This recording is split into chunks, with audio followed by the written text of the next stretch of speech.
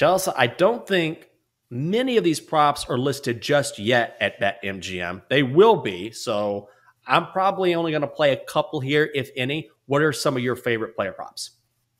Yeah, you need to play these carefully because if this was a regular season game between the Heat and the Celtics, I wouldn't touch this game with a 10-foot pole just looking at the defenses. If you are playing overs in the prop market, this is not a good spot. However, there are some plays I think that are worth looking at. I think Max Strus is a good play over 12 and a half points. This is what he's averaging in the postseason this year. He's hit this in each of the last two games against the Sixers and plus against Boston this year, averaging 20 and a half points. So if you think this Boston defense is really going to key in on the superstars, on guys like Jimmy Butler and Bam Adebayo, I think they kick it out to a guy like Max Strus, who has been hot from the three-point line. And so I think he is due for at least a decent night. Sabotage factor is he either scores like 20 or he's going to score like 2. So I do think that's my favorite play of the props market, though. Max Strus over 12 and a half points.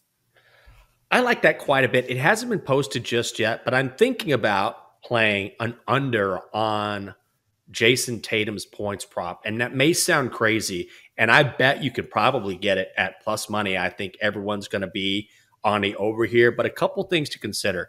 Number one is the Heat are a very good defensive team from top to bottom. They play fantastic defense, as do the Celtics. And you know we're going to see a lower scoring game because the total is set at 203.5. Secondly, look what the Heat have done in this playoff series against the opposing team's leading scorer or maybe a scoring threat. In that first series against the Hawks, what did they do?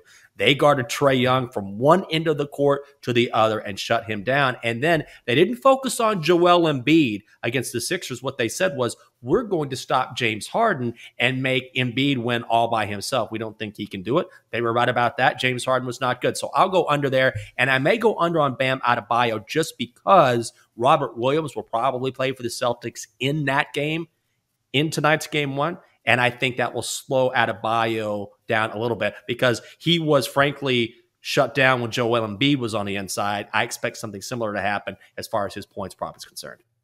It's tough in the postseason because you think to yourself, oh, they're going to key in on the superstars. But also, usually the stars are the guys taking the most shots in the postseason. So I will say props are a little tougher when it comes to the postseason.